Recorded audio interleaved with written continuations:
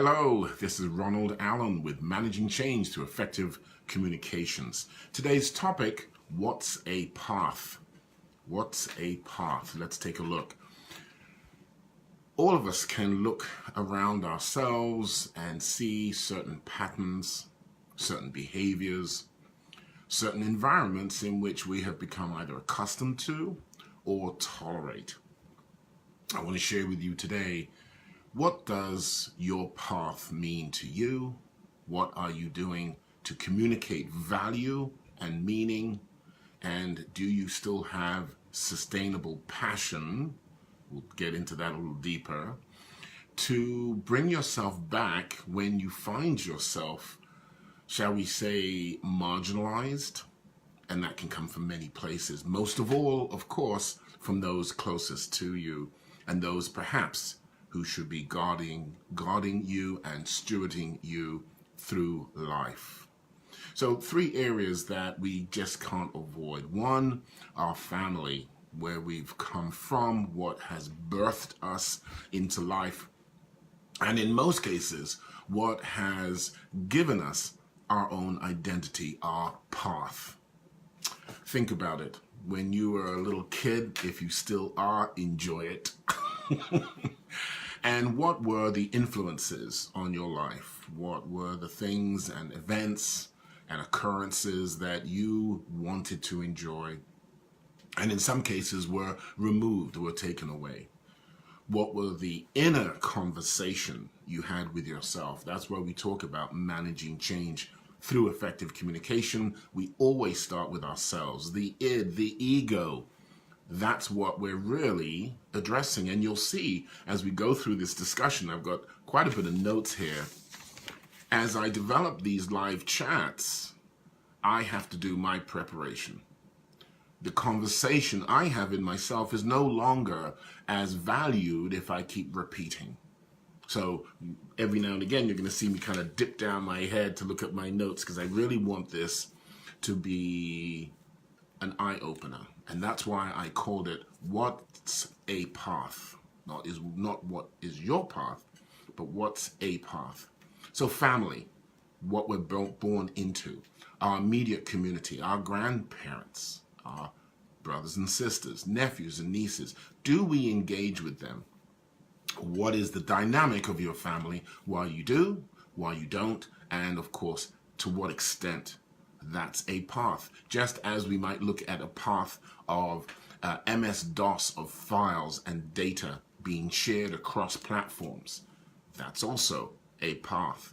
When you go into work, our second major area that we'll spend most of our lives, family, being influenced by, being crafted and being molded, now into work environment. And if you're just starting out, certainly you have the naive, optimistic, and exuberance of saying, yes, I'm going to take on the world. I am going to be the next, and whoever is your thought leader in your profession, whether it's from ballerina to architect to IT, dare we say, bring that monster back into the conversation. How is that path being laid out for you?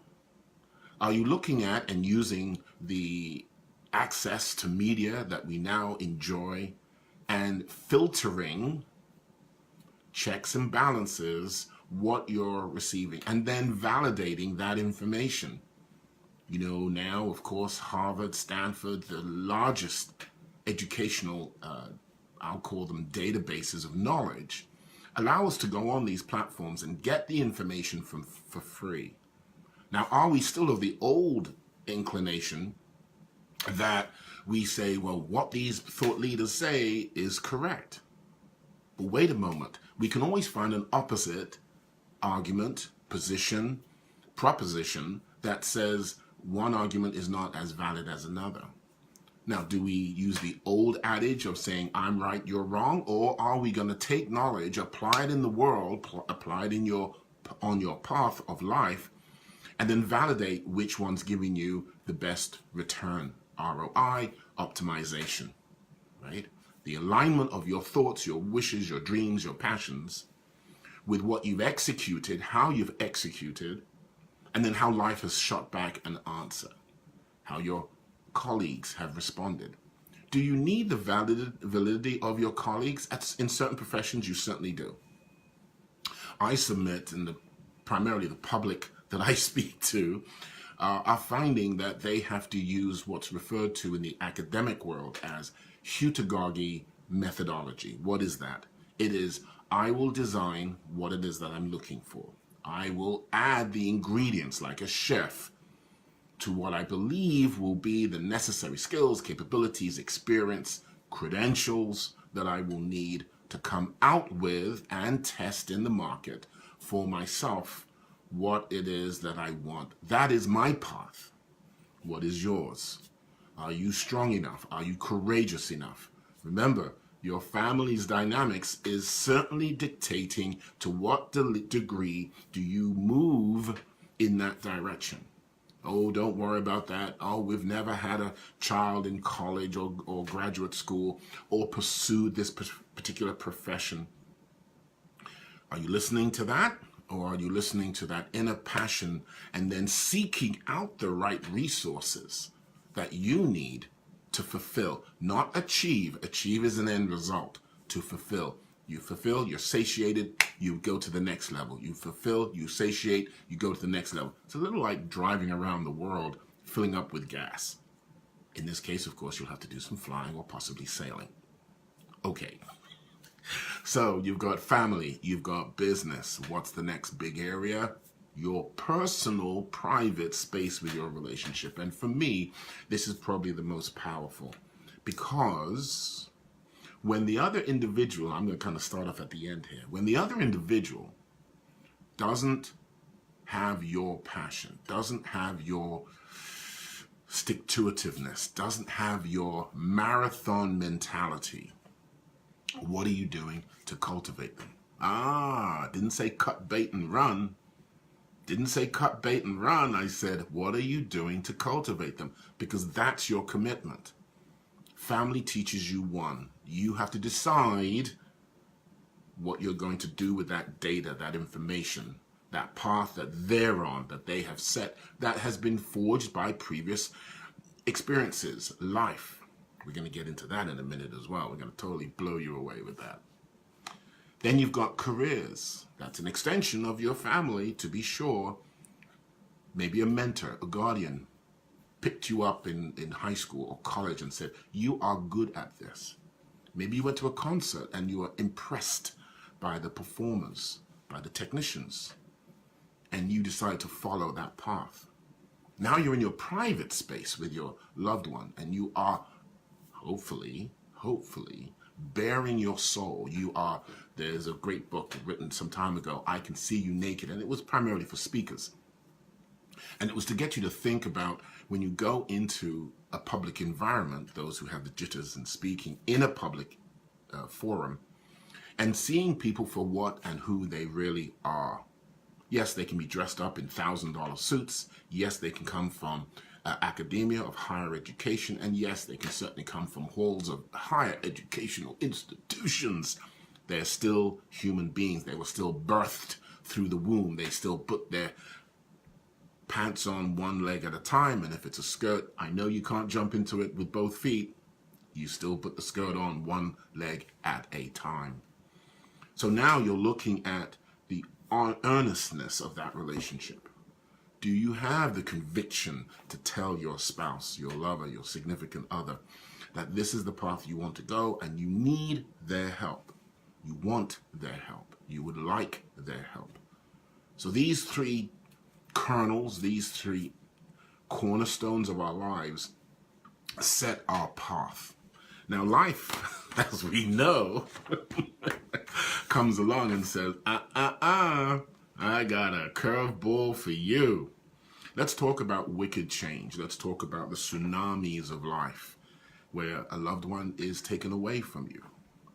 Pain sets in. A whole set of emotional challenges swell to the surface. Once again, what resources do you have? And the resource I'm referring to in this respect is, are you giving your path a time to sit on the side of the road and just collect yourself? Now, I don't know how long it's going to be. Some people it's a day, a week, a month, years. Others never recuperate.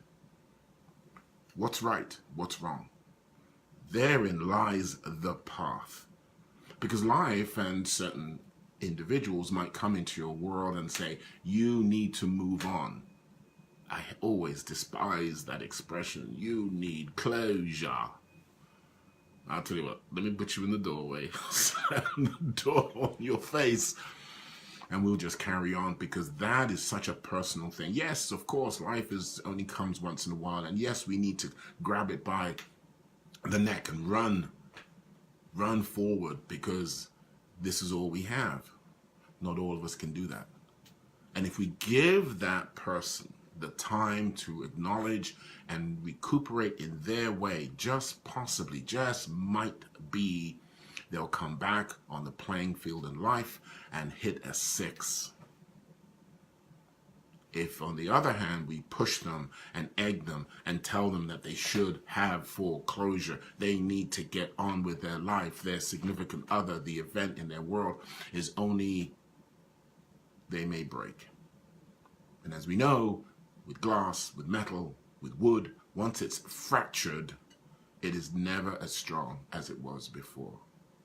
Just like the French military, we will break you, then remake you. That is very different than being fractured. Fractured is a deep wound that has never fully healed, and all it takes is a remembrance of that event, a whiff of a fragrance, the sound, the resonance, the tonation of that time. And we go back, we fall back. Many of you, I know, can identify with that. We also talk about the path of how countries are created. Whose country's tumult has changed their lives forever, turning them into an inside out. Let's take a look at a few countries that our existence, our standard of living relies on. Central Africa, the Republic, Pakistan, Somalia, Sudan, Iraq, and even North Korea. As we've seen in some of the other publications, North and South Korea are very much closer than we realize. Many of the relationships, family, back to family, business, back to business, and certainly the personal dynamics of North and South are inevitably intertwined. And we see that in some of the better documentaries, not the drama stuff. I have family in South Korea in the military, and they'll tell you there is no difference with the people. It is one individual whose noise has been raised to such a tempo that it drowns out everything else. So is your path to listen to all that noise and not see that there are human beings on the other side? When we talk about communication confusion, our knowledge, and here is the uniqueness of being human, of true communications, managing change through effective and strategic communications. Our knowledge, our capabilities, our skills, and most definitely our education separate us from any other living creature. We have the unique ability to look at a situation and decide for ourselves, not just on survival, which way, which path to take. It is our ability to choose, hence willpower. And therein lies the conundrum, because in most cases, it is the interest of the individual, the meaning behind the act, the situation, the circumstance, and then the interest, which is what drives, or rather divides, those that wish to help and those that wish to cannibalize and be predators on one another, being the human species. What's your path? How has your life unfolded? And what is the conversation you're having with yourself about making adjustments? Are you the ostrich sticking your head in the sand, By the way, we had a flying squirrel in here the other day, and guess what? It behaves just like the ostrich. Not the regular squirrels that you see out here. Those are ragamuffin. Those are bad boy yardies. I'm talking about the little flying squirrel. It looks like a bat, quite frankly. With its fur, you know, there's a big difference. It went behind one of our pictures, and the no-kill shelter that we call said, is it behind something? Yes, it is. It believes that if it can't see you, you don't know or cannot see it. And hence we were able to take it away. It is that conversation that is a perfect metaphor, actually, for how many of us behave when we're faced with a challenge. We hide, we pull in. Once again, we should give some time for that person to absorb the pain, absorb the reality of their change in their life. Something has a massive change. We can give new meaning to that if we understand how to speak with them. Learning knows no age. This is where many people, again, when I go out and I do some coaching, I do consulting work, and certainly in the change in project management environment, which, again, communications is my focus point. It is amazing the conversations people have and how they express, well, why are you doing that? And to me, it's an eye-opener, because when I came to America, I'm looking at this country that has open discourse, this country that has no filter on how it expresses itself. Yet, when you get into the core of its population, so many are just like the rest of the world. And I've come to learn, because we come from the world, many of us are migrants, immigrants who've come, even the fourth generation who were born here, they still exhibit a human trait, which is primarily driven by the brain wanting to protect itself. We still exhibit that behavior of, I don't think that's safe. I think I need to pull myself out of the running. I confess to you, learning knows no age. And therefore, as you get older and you circumnavigate the sun, you should be using your knowledge, you should be using your maturity, you should be using your strategic gambit thinking to help yourself and to help others. And of course, these platforms allow us to do that at an incredibly accelerated pace. Following age in What's a Path, just because you don't have physical dexterity doesn't mean you can't be effective and impact. I'm sitting here in my dining room and I'm doing this. I do this every day because I'm building a community. I am building a book of knowledge. I am going through life's changes. And as much as my physical capability cannot be as mobile as I used to, some of you may see some of my earlier live chats where I was walking 3 and 4 miles with my dogs. I can't do that as much anymore. Doesn't mean I can't be effective. It doesn't mean my path has to be blocked. It is repositioned. It is, I craft a new path. I use my GPS to still find those who are like-minded, those who wish to engage, and most importantly, those who are opposed, who also wish to discuss where we are coming from, where we get this impression that we can manage change through effective communications.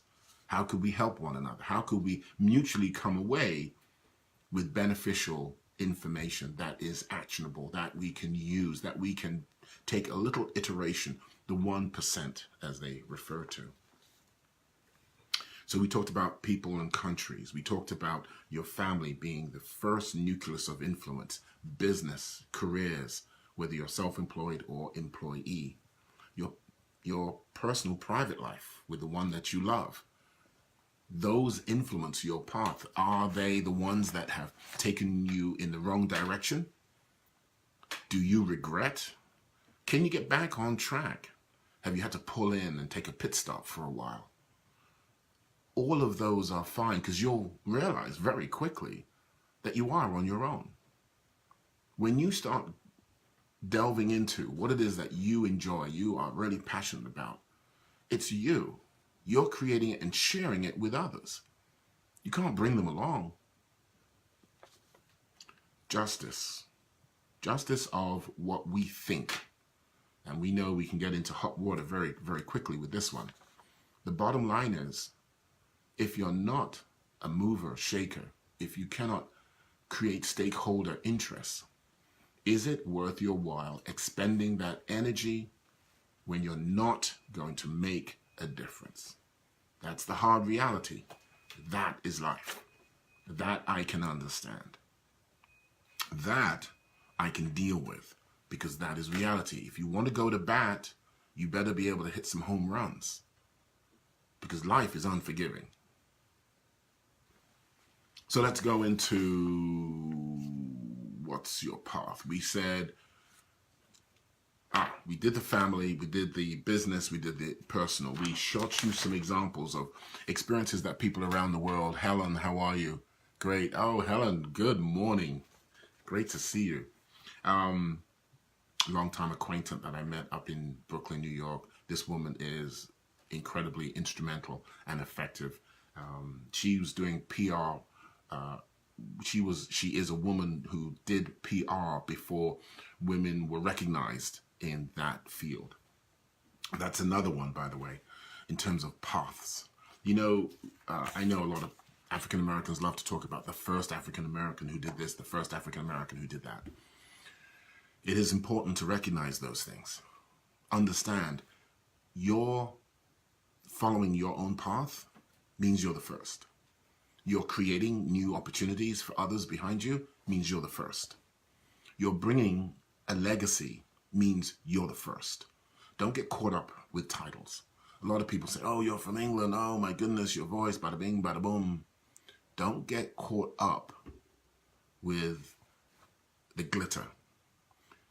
Do meaningful work, no matter what level, counter to what I said before.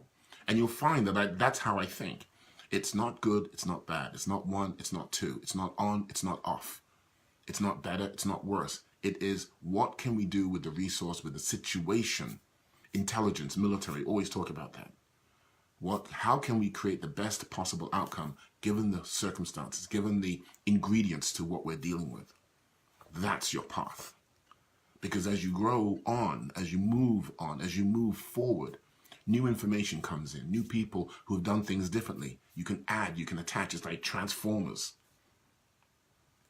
Nature does the same thing. You tie a rope. I have a willow tree in the back here, and we had to tie a rope because it was pulling apart. And after the years, we had left the rope in place. Well, we couldn't find the rope. You know why? Because the tree had absorbed the rope in itself. Now, some of us might look at that as science fiction. That's nature. We can learn how to develop our path despite the pain and the pleasure. Remember the two extremes. You have incredible exaltation and you lose it. Many people, you see that in sports, you see that in celebrities, you see that in business, where people try to engineer better profits in order to attract a bigger audience, when in reality, the challenge is to stay within the zone. I'm not talking about in the box. I don't believe in boxes. Who put you in the box?